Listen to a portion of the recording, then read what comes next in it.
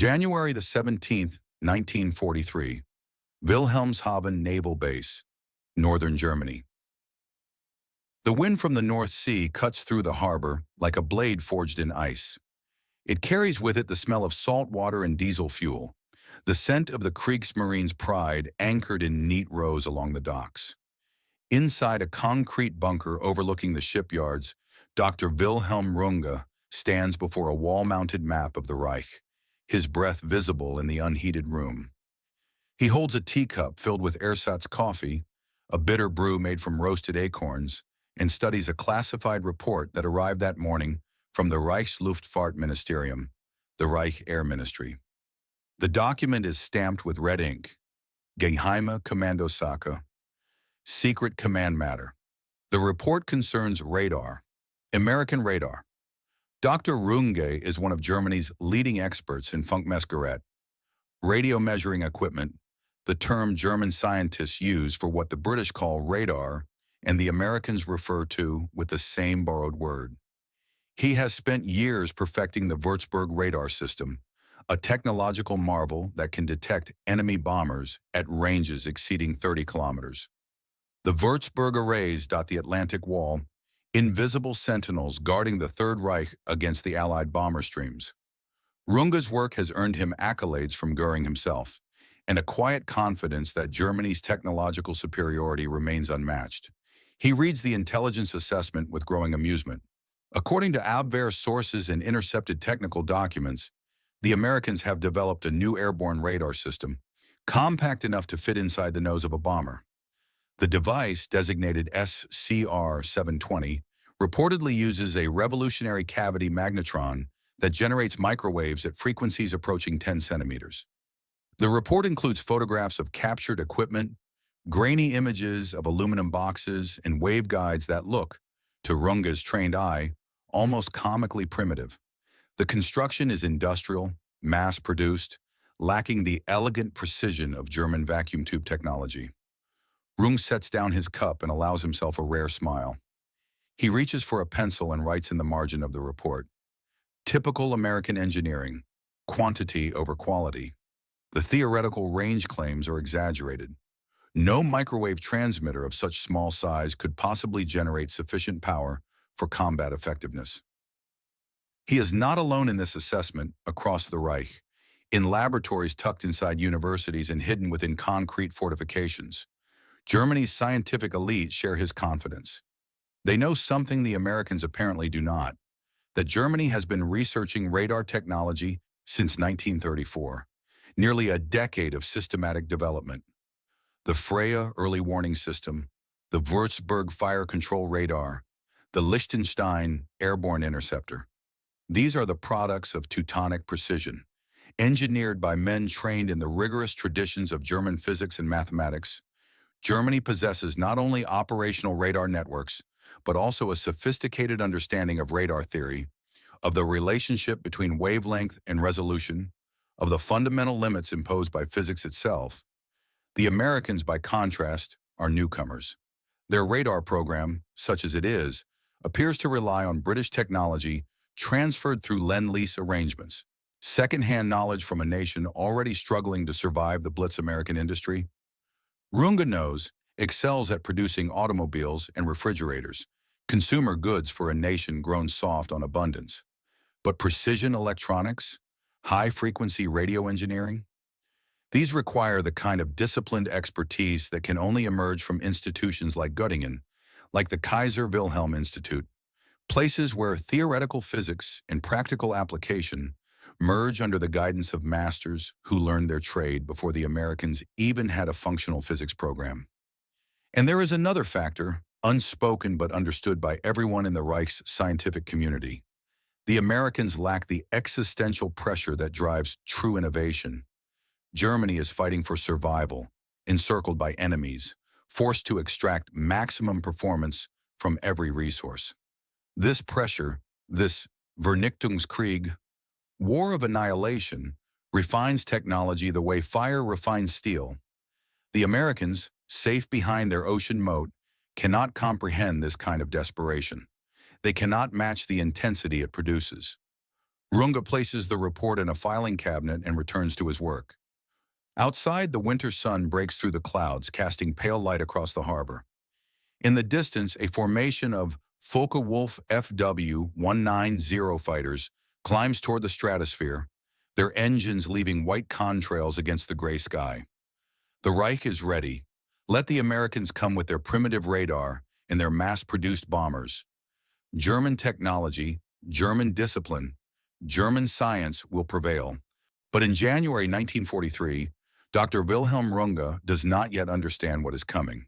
He does not know that the aluminum box in the grainy photographs represents a paradigm shift, a technological leap so profound that it will render every assumption of German superiority obsolete. He does not know that the object of his derision, the cavity magnetron, is not a primitive curiosity, but a quantum jump in microwave engineering, a device that generates not milliwatts, but megawatts of coherent radio energy, compressed into wavelengths so short they behave almost like light itself. He does not know that American factories are already producing these magnetrons by the thousands, installing them in bombers rolling off assembly lines at a rate Germany cannot even imagine, let alone match. He does not know that within 18 months his cities will burn under a rain of explosives, delivered with a precision that will seem, to the survivors, almost supernatural. He does not know that the sky above Germany will become transparent. Every aircraft, every ship, every moving vehicle visible to American radar operators, peering into cathode ray tubes from altitudes above 10,000 meters. He does not know that the technological confidence he feels in this cold January morning is the last moment of innocence before the future arrives. Announced not with a whisper, but with the scream of falling bombs and the roar of 1,000 engines. The laughter will stop soon. But today in Wilhelmshaven, with the winter wind howling off the North Sea and the Kriegsmarine's battleships safe in their berths, Dr. Wilhelm Runge permits himself a moment of certainty. German science is supreme. The Americans are amateurs. He has no idea how wrong he is. The confidence was not irrational. To understand why Germany's scientific establishment dismissed American radar technology in 1943, one must first understand the foundation upon which that confidence rested. Germany did not stumble into radar development, it pioneered it. The story begins in 1886, when Heinrich Hertz, working at the Karlsruhe Polytechnic, demonstrated that electromagnetic waves could be reflected by solid objects. Hertz's experiments were purely theoretical, designed to confirm James Clerk Maxwell's electromagnetic theory, but they established the physical principle upon which all radar depends. Radio waves bounce off solid matter and return to their source, carrying information about distance, size, and composition. By 1904, German inventor Christian Hülsmeyer had patented the Telemobilskop, a device that used radio echoes to detect ships in fog. The invention was ahead of its time. The Imperial German Navy showed mild interest but declined to develop it further. The technology languished for 3 decades, waiting for the electronics industry to mature, for vacuum tubes and amplifiers to become sophisticated enough to detect the faint echoes returning from distant objects. The resurrection came in 1934, when the Reichswehr, the German armed forces, began systematic research into Funkortung, radio location. The impetus was strategic. Germany, constrained by the Treaty of Versailles, needed force multipliers, technologies that could compensate for numerical inferiority. Radar offered exactly that: the ability to see the enemy before the enemy could see you, to control the battle space through superior information. The Kriegsmarine funded initial research at the Gesellschaft für Elektroakustische und Mechanische Apparate, GEMA, a Berlin-based firm that developed the first operational German radar in 1935, a primitive but functional system called Seetakt, designed for naval gunnery. By 1938, Germany possessed operational radar networks. The Freya system, named after the Norse goddess, could detect aircraft at ranges exceeding 100 kilometers, providing early warning of incoming bomber formations.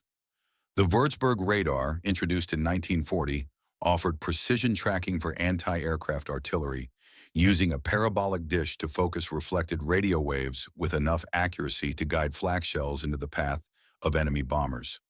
German night fighters were equipped with Liechtenstein airborne radars, allowing them to hunt RAF bombers in the darkness over the Reich. By 1943, Germany had deployed over 4,000 radar systems across occupied Europe, an integrated air defense network that represented the most advanced application of electronics in military history. German scientists had every reason to feel superior. They had invented radar before the British and deployed it before the Americans. They understood the mathematics, the wave propagation theory, the antenna design principles.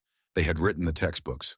When intelligence reports described American radar as crude but effective, they interpreted crude as a confirmation of technical inferiority and effective as generous overestimation. After all, effectiveness without elegance is simply brute force, and brute force can be countered by superior design. But there was a flaw in this reasoning, a blind spot born from cultural assumptions about the nature of technology itself. German engineering culture prized precision, craftsmanship, the perfectibility of design through iterative refinement. A German radar was not merely a tool, it was an artifact, a testament to the engineer's mastery of physical principles. Each unit was carefully calibrated, assembled by skilled technicians, maintained by trained specialists. This approach produced exceptional performance, but it did not scale. Germany's radar factories could produce hundreds of units per year, perhaps a few thousand with maximum effort. Each system required rare materials, high-quality vacuum tubes, precision machining, pure copper for waveguides, resources that became increasingly scarce as the war dragged on. American engineering culture operated under a different paradigm entirely. To American industrialists, technology was not an end in itself, but a means to an end, a solution to a problem that needed to be deployed at scale, immediately, to people who had minimal training and even less time. American engineers did not ask, "How can we make this perfect?" They asked, "How can we make 10,000 of these by next month?" The questions led to radically different answers. The cavity magnetron exemplified this difference. The device was not an American invention, it was British, developed in 1940 by John Randall and Harry Boot at the University of Birmingham. The magnetron was, in theoretical terms, a breakthrough, a vacuum tube that could generate microwave radiation at unprecedented power levels using a resonant cavity structure that was simple, robust, and shockingly efficient. When British physicists brought a prototype to the United States in September 1940 as part of the Third mission, American engineers recognized its potential immediately. But recognizing potential and actualizing it are two different things. What happened next was quintessentially American. The radiation laboratory at MIT, a hastily assembled team of physicists and engineers, reverse-engineered the magnetron and redesigned it for mass production. They didn't refine it, they industrialized it. Within 6 months, American factories were producing magnetrons using automotive manufacturing techniques, stamping out resonant cavities with presses designed for car body panels, assembling components on conveyor belts. By 1942, the United States was producing magnetrons at a rate exceeding 1,000 per month. By 1943, the rate had tripled. The devices cost a fraction of equivalent German radar tubes and performed better in nearly every metric: power output, frequency stability, durability. The magnetron enabled a new generation of radar systems operating at wavelengths between 3 and 10 centimeters, far shorter than the meter-long waves used by German Freya and Würzburg sets. Shorter wavelengths meant smaller antennas, which meant airborne radar became practical. More importantly, shorter wavelengths meant higher resolution. A 10-centimeter radar could distinguish between individual aircraft in a formation, could pick out a submarine periscope against the clutter of ocean waves, could map terrain with enough detail to navigate in zero visibility. German scientists, steeped in radio engineering tradition, understood microwave theory. They knew short wavelengths offered superior resolution, but they also knew that generating high power at microwave frequencies was extraordinarily difficult. German attempts to develop microwave radar, such as the Rotterdam and Berlin experimental systems, foundered on exactly this problem. The available vacuum tube technology could not produce enough power to achieve useful range. When German intelligence reported that Americans had deployed operational 10-centimeter radars, the assumption was that these systems must be low-power, short-range devices, suitable perhaps for coastal defense, but irrelevant to strategic bombing. The assumption was catastrophic. July 24, 1943, Hamburg, 10:57 p.m. The air raid sirens begin at 10:48, their wail rising above the murmur of the Elbe River. It is a sound the citizens of Hamburg know well. The city has endured over 60 Allied air raids since 1940, attacks that damaged docks and warehouses but left the residential districts largely intact. Tonight feels different. The sirens carry a frequency that seems to pierce the skull. In cellars and basements across the city, families gather. Mothers clutch infants. Old men who survived the trenches of the Great War wrap arms around grandchildren and whisper reassurances they do not feel above the city at an altitude of 20,000 feet. The first wave of RAF Bomber Command approaches. There are 791 aircraft in the stream. Avro Lancasters, Handley Page Halifaxes, Short Stirlings, a procession of bombers stretching across 50 miles of sky. They carry 1,200 tons of high-explosive bombs and incendiaries, enough to erase a medium-sized town from existence. But the bombers are not the most dangerous thing in the sky tonight. The most dangerous thing is invisible, a river of electromagnetic radiation flowing from the H-2S radar sets mounted in the bellies of the lead aircraft, H-2S. Home sweet home, the crews call it, though the official designation is far more prosaic, is a ground mapping radar operating at 9-centimeter wavelength. The device paints a picture of the terrain below on a circular cathode ray tube, showing the operator a God's eye view of rivers, coastlines, and cities. Dense urban areas reflect radar waves differently than open countryside. On the screen, Hamburg appears as a bright cluster of returns surrounding the distinctive horseshoe bend of the Elbe. The navigator aboard Lancaster. Q. Queenie watches the scope and speaks into his intercom. "Skipper, I have the target. Bearing 285, range 15 miles. The pilot, a 23-year-old flight lieutenant from Yorkshire, banks gently left. He does not need to see Hamburg through the cloud layer below. The radar sees for him. It is the first time in the history of warfare that a bomber crew can navigate to a target in total darkness, through clouds without reference to landmarks or celestial navigation. The implications are staggering, but the young flight lieutenant does not think about implications. He thinks about airspeed, altitude, the flak bursts beginning to bloom in the sky ahead, ugly flowers of orange fire and black smoke. On the ground, the German defenses respond with practiced efficiency. Flak batteries open fire, filling the air with 88mm shells fused to detonate at 20,000 feet. Searchlights sweep the clouds, trying to lock onto the bomber stream. But something is wrong. The searchlights, usually coordinated by Würzburg radars that track incoming aircraft with precision, wander aimlessly. The flak shells detonate in random patterns, wasting ammunition on empty sky. In the operations room beneath the city's central fire station, Oberst Heinrich Witt, commander of Hamburg's air defenses, stares at a status board that makes no sense. His Würzburg operators are reporting hundreds of targets, thousands of targets, a blizzard of radar returns that saturates the scopes and renders, tracking impossible. The British have deployed window, strips of aluminum foil, cut to precise lengths to resonate at the frequency of German radar systems, dropped by the ton from the bombers. Each strip creates a radar return indistinguishable from an aircraft. The German operators, trained to trust their instruments, cannot separate the bombers from the chaff.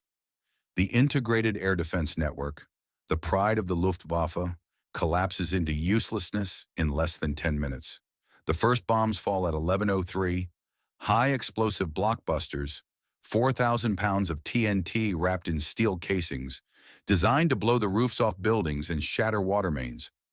They are followed by incendiaries, magnesium thermite sticks that burn at 3,000 degrees, hot enough to ignite wood, fabric, human flesh. The incendiaries fall in clusters, thousands upon thousands of them, starting fires in attics and warehouses, in shops and apartments. Hamburg, a city built largely of brick and timber, begins to burn. But the bombers are not finished. The first wave is only the opener. Behind them, separated by intervals carefully calculated to maintain the window saturation, come more waves, 800 bombers on July 24th, 739 on July 27th, 777 on July 29th. Each raid guided by H-2S radar, each navigator staring at his glowing screen and marking the aiming point with a grease pencil, each bombardier releasing his payload at the moment the radar echo aligns with the target coordinates. The fires from the first raid are still burning when the second wave arrives.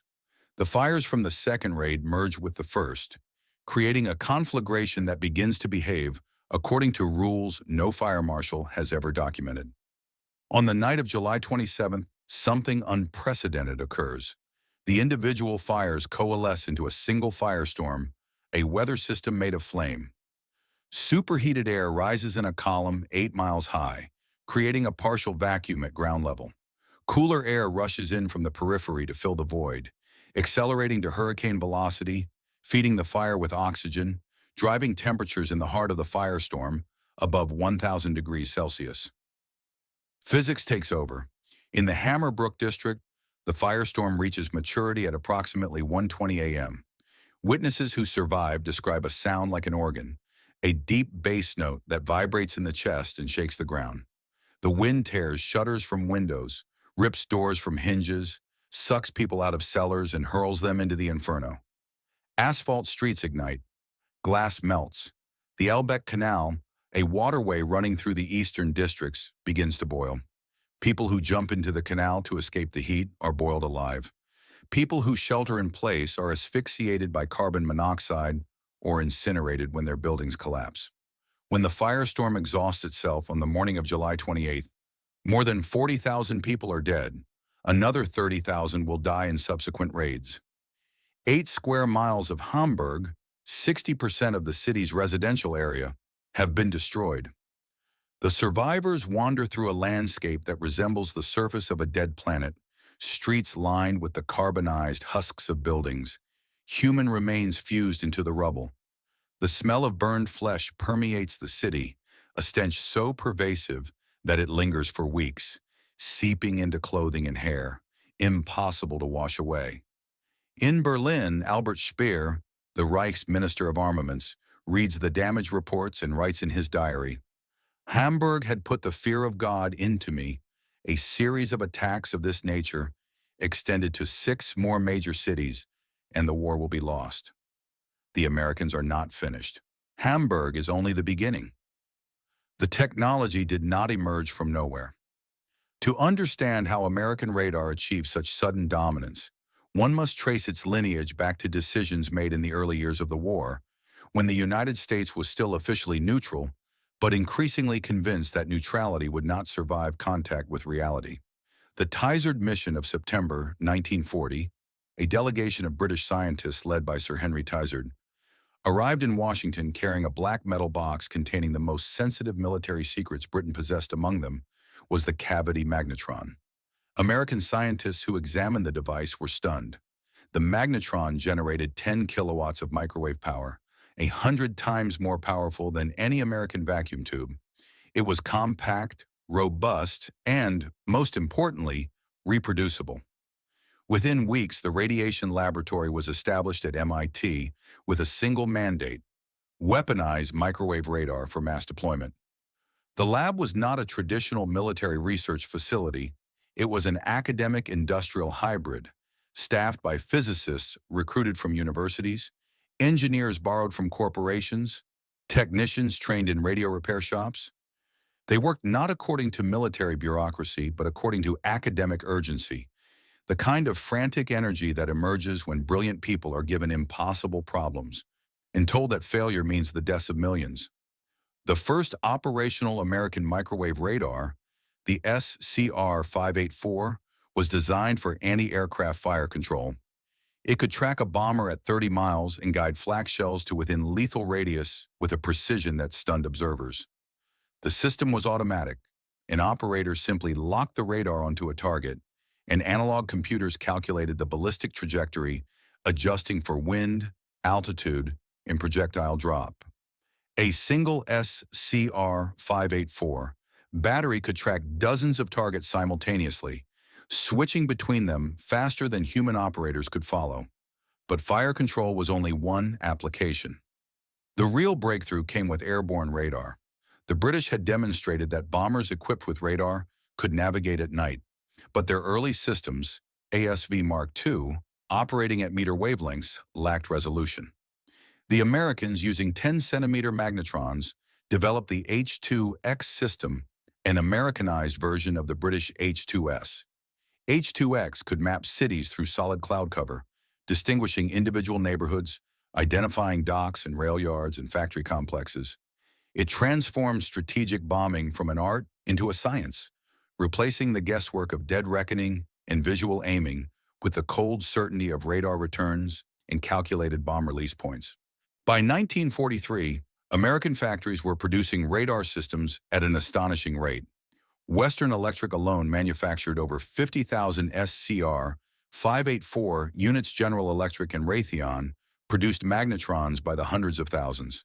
The devices were installed not only in American aircraft but also in British bombers, in anti-aircraft batteries across Europe, in naval vessels hunting U-boats in the Atlantic. Radar became ubiquitous, as common as the radio sets that had defined the previous decade, German intelligence noticed. Abwehr operatives in neutral countries collected fragments of shot-down aircraft, recovering radar components from crashed bombers. German scientists examined the equipment and were forced to confront an uncomfortable reality. American radar was not primitive. It was, in many respects, superior to anything Germany had fielded. The magnetrons were mass-produced but functioned flawlessly.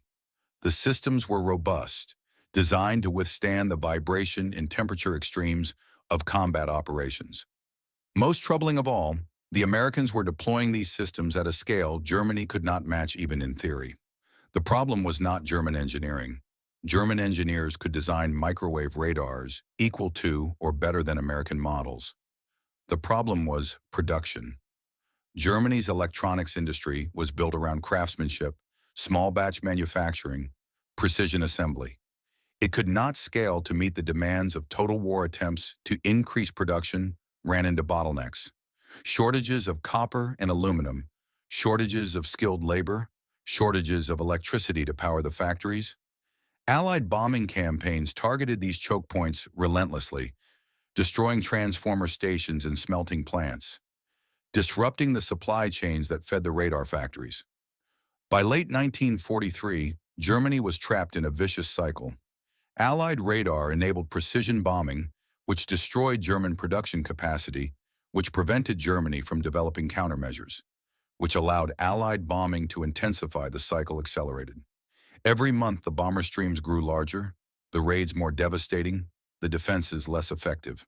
And through it all, American factories continued to hum. B-17 flying fortresses rolled off assembly lines at a rate of 14 per day. B-24 Liberators came even faster. Each bomber carried multiple radar systems, navigation radar in the nose, tail warning radar to detect fighters approaching from behind, sometimes even side-looking radar to map targets through clouds. The aircraft were flown by crews trained in radar operation, young men from Ohio and Texas and California who learned to interpret glowing phosphor displays the way their fathers had learned to read compass needles. The technological gap was not merely quantitative, it was philosophical. Germany had approached radar as a scarce resource to be allocated carefully, a force multiplier for an outnumbered military America, approached radar as a commodity to be produced in bulk and distributed widely, trusting that sheer abundance would overcome any individual system's limitations. The American philosophy proved correct. 1,000 mediocre radars deployed en masse achieved effects that no small number of perfect radars could match. February 20th, 1944. Leipzig, 3:17 p.m. The sky above Leipzig is the color of old iron, a uniform gray that extends from horizon to horizon. Clouds stacked in layers from 5,000 feet to 20,000. It is the kind of weather that would have grounded bombers in 1942, forcing mission planners to wait for clear skies in visual bombing conditions. In February 1944, weather is irrelevant. The bombers come anyway. They appear on German radar screens shortly after 3 p.m., a formation so large that the operators initially assume the equipment has malfunctioned. Over 400 heavy bombers, B-17 and B-24s from the 8th Air Force, escorted by nearly as many P-51 Mustang fighters. The formation is headed directly for Leipzig, home to the Erla Maschinenwerke aircraft factory, one of the last major production centers still operating in eastern Germany. Flak batteries scramble to prepare. Luftwaffe fighter squadrons take off from airfields around the city. Messerschmitt Bf-109 and Focke-Wulf FW-190s climbing to intercept. But the weather defeats them. The cloud layer is solid, impenetrable to visual navigation. German fighters circle beneath the clouds, waiting for the bombers to descend, to drop below the overcast where dogfights can be fought with gun sights and cannon fire. The bombers do not descend. At 23,000 feet far above the clouds, the lead bombardier, a 22-year-old lieutenant from Michigan, watches his H-2X radar screen. The green glow of the cathode ray tube illuminates his face. He sees Leipzig rendered in phosphorescent light, the city's factories and rail yards distinct against the background scatter of residential areas. He speaks into the intercom. Bomb run commencing, IP in 30 seconds. IP, initial point, the geographic marker where the bomb run begins. In previous years, the IP would have been a visual landmark, a river bend, a prominent hill, a distinctive building. Today, the IP is a set of coordinates on a radar screen, a point where the blip representing Leipzig's city center aligns with the range rings calibrated for the bomber's altitude and airspeed. The bombardier's hand hovers over the release lever. The radar image scrolls slowly upward as the bomber advances. At the precise calculated moment, electronic relays close bomb bay doors swing open. 8,000 pounds of high explosive ordnance drops into the void. Across the formation, 250 bombers release simultaneously. The bombs fall through 7 miles of cloud, invisible to the people below until the final seconds. There is no warning, no sound of approaching engines dampened by the overcast. The first indication is the whistle of descending bombs, a sound that rises from a low moan to a shriek in the space of 2 seconds. Then the detonations begin. The raid lasts 12 minutes. When it ends, the Erla factory is destroyed. Not damaged, destroyed. Production halls collapse into twisted wreckage, machine tools are buried under rubble. Rail sidings are cratered beyond repair. The precision is almost surgical. Bombs intended for the factory hit the factory. Bombs intended for the rail yards hit the rail yards. There is spillover, collateral damage. Residential blocks on the factory's periphery are devastated. But the targeting accuracy is unprecedented. Later analysis will show that 78% of the bombs landed within 1,000 feet of their intended aim points, a hit rate that would have been considered fantasy in 1942. In the cellars beneath Leipzig, survivors emerge to find their city transformed. Entire neighborhoods are gone, replaced by fields of broken masonry and twisted steel fires burn in the wreckage, sending columns of black smoke into the overcast. But the most disturbing aspect is the silence. There are no enemy aircraft overhead, no contrails, no growl of engines. The bombers have departed, vanished back into the clouds, as invisible on their exit as they were on their approach. It is as if the destruction fell from heaven itself, delivered by a hand that cannot be seen or touched or fought. In Berlin, Luftwaffe commanders study the raid reports and confront an inescapable conclusion. The Allies can now bomb Germany at will, in any weather, day or night, and there is almost nothing the defenses can do to stop them. Flak is ineffective against bombers hidden in clouds. Fighters cannot intercept what they cannot see. The integrated air defense network, once the envy of the world, has been reduced to impotence by a technology Germany failed to develop and cannot counter. The laughter has stopped. What replaces it is something far worse. The cold realization that the war is lost, not because of courage or strategy or willpower, but because of physics and engineering, Because the enemy has built better tools and deployed them in greater numbers than any response Germany can muster. It is a realization that corrodes morale more effectively than any propaganda, because it is irrefutable, measurable, grounded in the objective reality of burning cities and shattered factories. The transformation was ideological as much as technological. German scientists, particularly those trained in the traditions of theoretical physics, operated within a framework that valued elegance and purity of design. A radar system was not merely a device to detect aircraft. It was a manifestation of understanding, a proof that the engineer had mastered the underlying principles of electromagnetic propagation. This mindset produced exceptional individual systems, but discouraged the kind of brute force pragmatism that characterizes American industrial engineering. American engineers, by contrast, were unencumbered by theoretical purity. They cared about one thing. Does it work? If a design was inelegant but functional, they built it.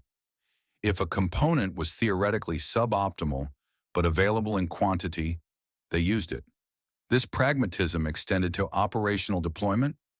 American radar operators were not expected to understand Maxwell's equations or antenna theory. They were trained to read a screen and follow a checklist. The systems were designed for this level of operation: simple controls, clear displays, robust construction that tolerated abuse. The ideological gulf became visible in the way each nation approached radar countermeasures. German scientists encountering window, for the first time during the Hamburg raids, recognized it immediately as aluminized paper strips cut to resonant lengths. The physics was trivial. The solution, in theory, was equally trivial. Redesign radars to operate at different frequencies, forcing the enemy to produce new window configurations. But redesigning and redeploying thousands of radars required resources Germany no longer possessed. The elegant solution was useless if it could not be implemented.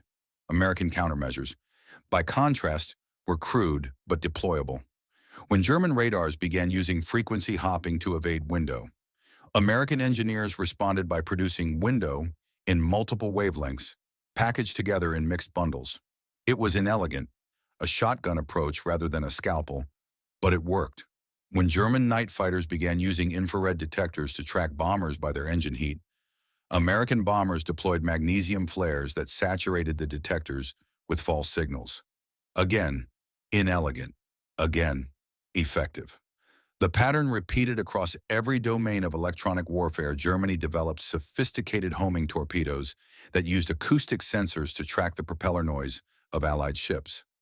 The Allies responded by towing noisemakers that decoy the torpedoes away from the actual vessels. Germany developed radio-guided glide bombs. The Allies jammed the control frequencies with high-power transmitters. For every German innovation, there was an American counter, deployed faster, in greater numbers, with less concern for elegance and more emphasis on immediate effect. By 1944, the technological balance had shifted irrevocably. American bombers carried radar warning receivers that detected German radar emissions, allowing them to maneuver away from flat concentrations. They carried chaff dispensers synchronized to radar altimeters, deploying window automatically at optimal intervals. They carried jammers that could saturate German communications frequencies, rendering ground-to-air coordination impossible. The bombers themselves became platforms for electronic warfare, bristling with antennas and transmitters, defended as much by electrons as by armor and guns.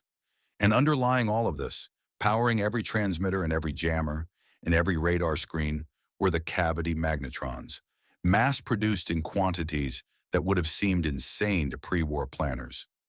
The magnetron became, in a sense, the symbolic object of American technological supremacy. Small, robust, powerful, and above all, abundant.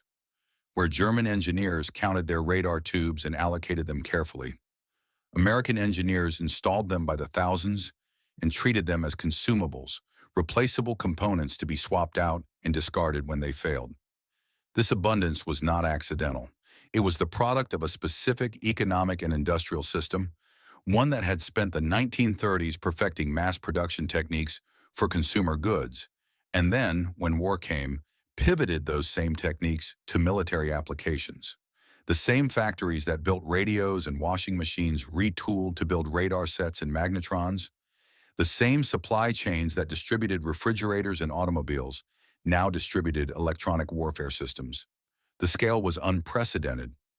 By the war's end, the United States had produced over 1 million radar sets of various types, more than all other combatant nations combined. Germany, meanwhile, struggled to produce even a fraction of that number.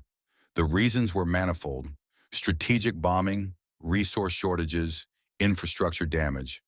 But underlying them was a fundamental mismatch between Germany's artisanal approach to technology and the demands of industrialized total war. Germany had entered the war with superior technology in many domains. But superiority matters less than availability when the enemy can absorb losses and continue production while your own factories burn. April 11, 1945. The Harz Mountains, central Germany. The underground facility is cold, the air damp with the smell of mold and explosives. It has been excavated from the limestone bedrock over the past 18 months, a warren of tunnels and chambers carved by slave labor. Prisoners from Mittelbau-Dora concentration camp who worked until they died and were replaced by new prisoners from the transports that arrived weekly from Buchenwald. The facility's purpose is to manufacture V-2 rockets, the Vergeltungswaffe, vengeance weapon, that represents Germany's last hope for a technological miracle, a wonder weapon that might somehow reverse the tide of the war. Dr. Werner von Braun walks through the assembly hall, past rows of partially completed rockets, their aluminum skins gleaming under electric work lights. He is 33 years old, already legendary within the Reich's scientific community, the architect of liquid-fueled rocketry, a visionary who dreams of spaceflight but has spent the war building missiles.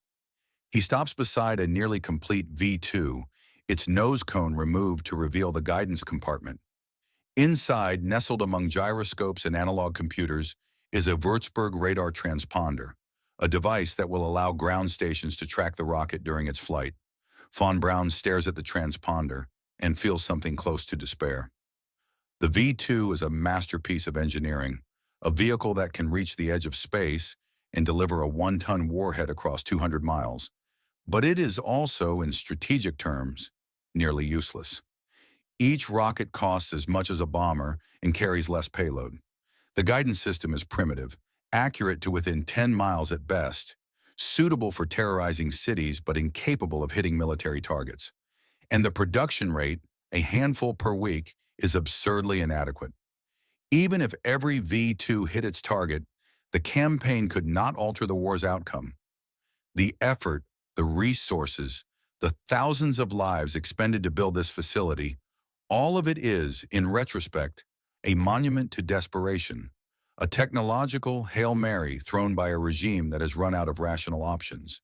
Von Braun knows this. He has known it for months, perhaps years. But he also knows that admitting it aloud is treason, punishable by execution.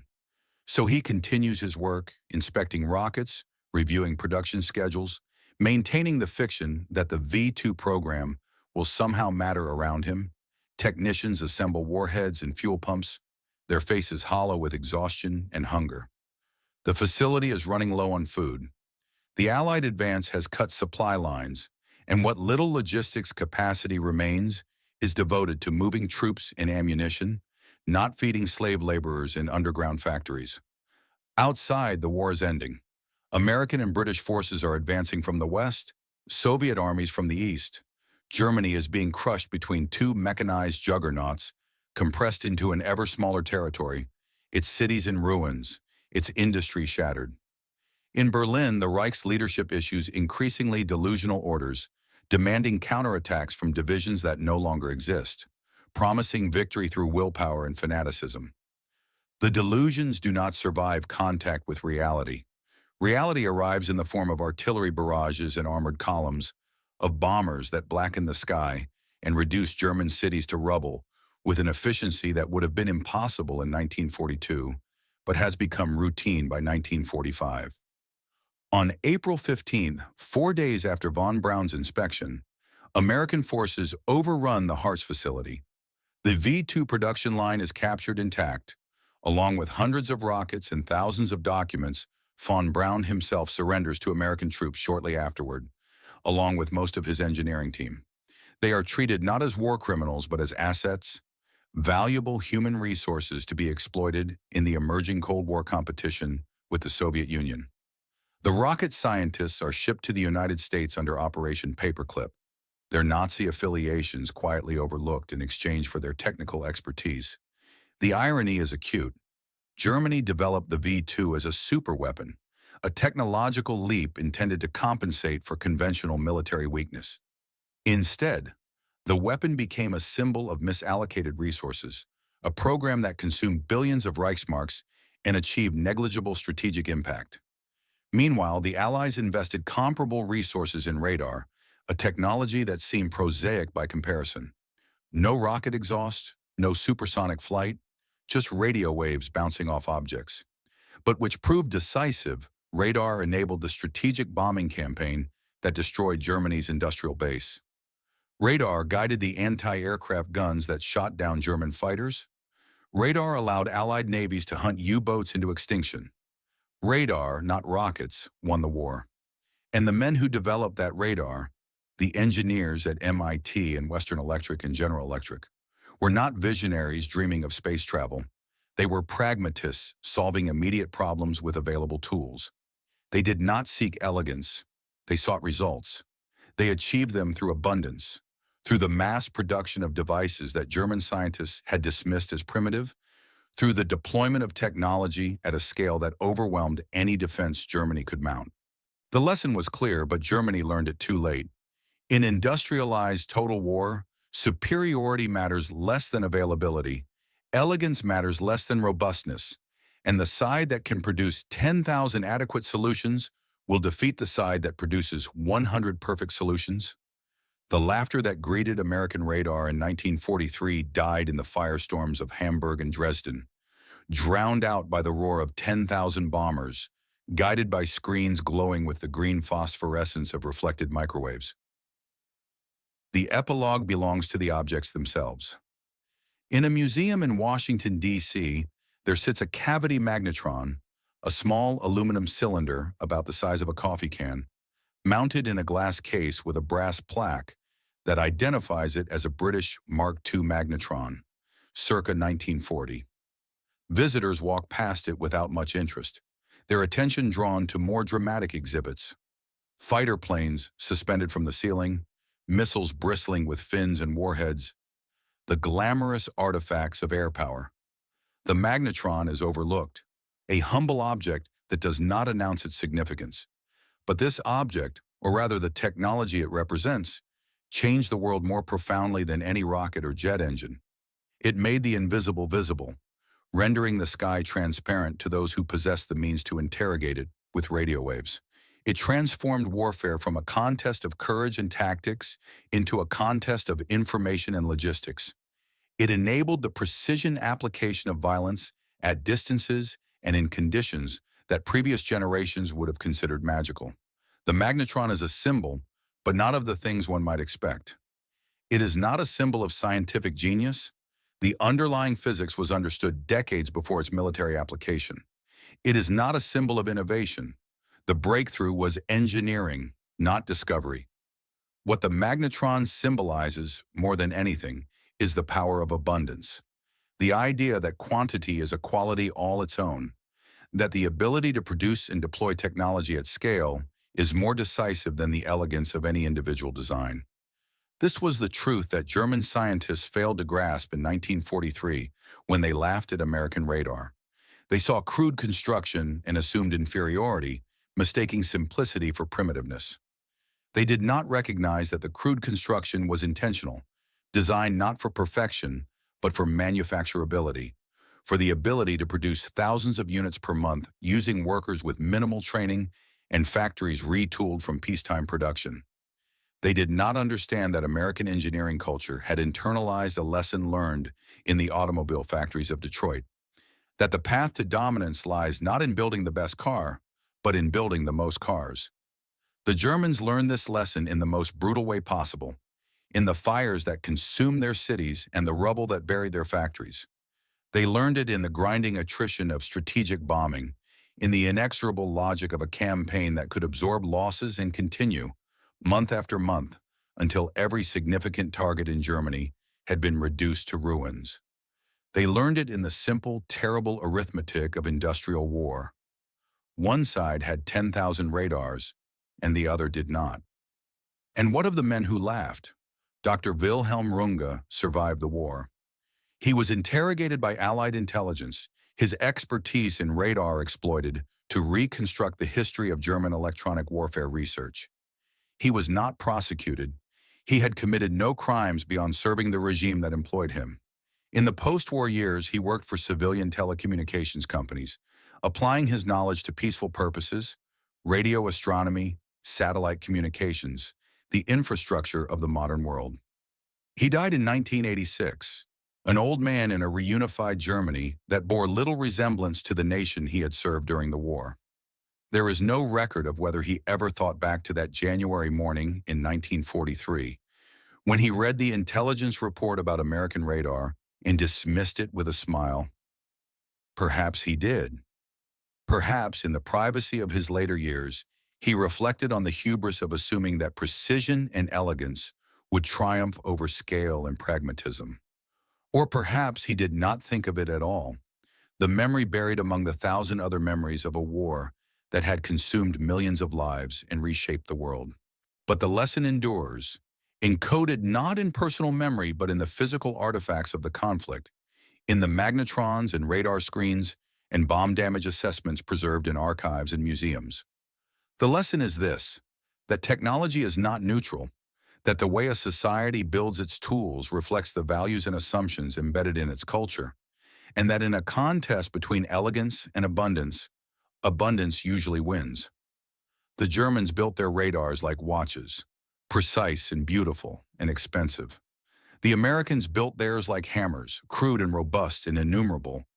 When the hammers fell, the watches shattered, and the cities lit up like day, not from the sun but from the fires ignited by bombs guided through darkness by machines that saw what no human eye could see.